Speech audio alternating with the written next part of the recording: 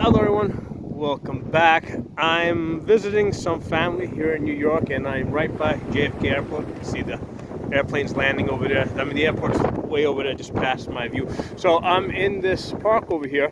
This used to be a landfill that they've now converted into a park, and one of the things that I'm doing is I'm range estimating the airplanes as they're flying over my position here. So I don't have any range estimating tools. What I'm doing is I'm using my finger here, because a while ago I did a video where I was basically range estimating trees on the length of my finger, and what I figured out is that at 500 yards, a 75-foot tree, which is my average tree line, is the length of this segment here of my finger, right? So from tip to that knuckle there. So here we go. I got an airplane overhead here. I know like a 747 would be about 240 feet long. A Dreamliner, which is 787, is 220. This one looks like it's smaller. This one's probably about 150 feet, 175 feet. So this one is about the size of my knuckle here, right? All right, so it's about, like I said, that's about 150 feet long. I'm estimating that, you know, what that plane is over there, 150 to 175. So basically that's twice the 75 feet, twice the length of the 75-foot trees that I had been using. So I put that at 1,000 yards, or somewhere between 1,000 and 1,200 yards away from my position, right? And this, you know, flying diagonally here, right? So kind of a fun thing to do. Here's another one coming in. I'm gonna pause the camera, wait for it to get a little bit closer, and we'll confirm that. We'll see what kind of get an idea of how big that airplane is, and try to confirm that we're about 1,000 to 1,200 yards. I'm gonna pause you for a second. Here we go. This one looks like it's bigger. This is probably about 220. This is probably, I think it's a Dreamliner, the 787. So let's extend all the way over here. So that is just past my finger, just past this segment of my finger here. So yeah, it's somewhere between, as they're flying over my position here, they're coming in somewhere between 1,000 and 1,200 yards. So it's an interesting exercise. I just kind of thought of this on the spot. I was just kind of curious. Now you can see like there's one that's taking off over there, right? That one's like, I try to measure it, that's like tiny. It's like a tiny, like 1/32 of my finger or something. So that's like really far. It's a couple of miles away. So, you know, when you're out in an open area like this, you know, especially to a guy that's used to being in the woods, space like really changes, right? Your concept of how far things away, you know, it gets really distorted, right? So if you're used to being in an open area like a desert, or in a watery area like this, you know, your concept of distance is very different than if you're in the wooded area where basically you're living inside of trees.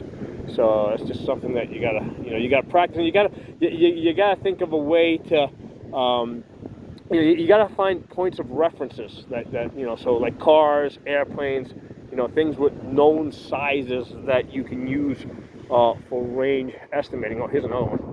This one looks like a big one. Let's take a look at that. Yeah, it looks. This also should be about 200. Two big engines under that thing. Let's see, about, I would put that about 220. So yeah, that's just past my knuckle.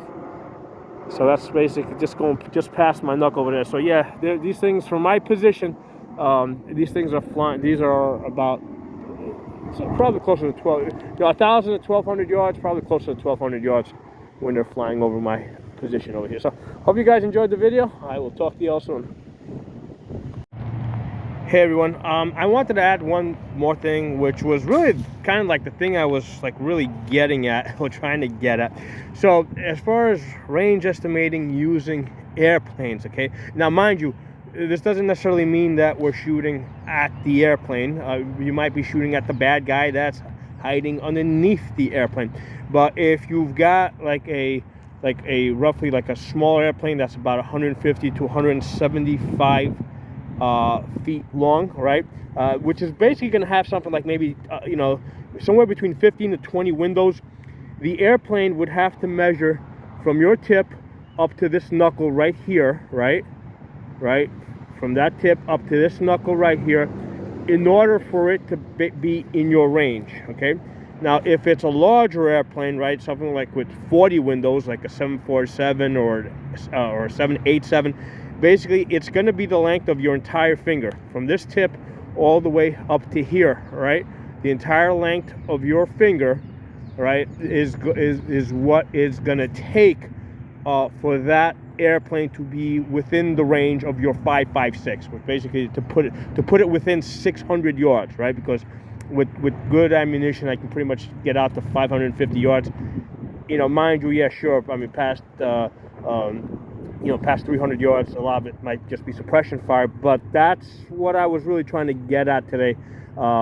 If the airplane, because basically, if your airplane is just coming from there to there, I mean, you know, it's like definitely out of your range. It's going to be something like 1,000 to 1,200 yards away.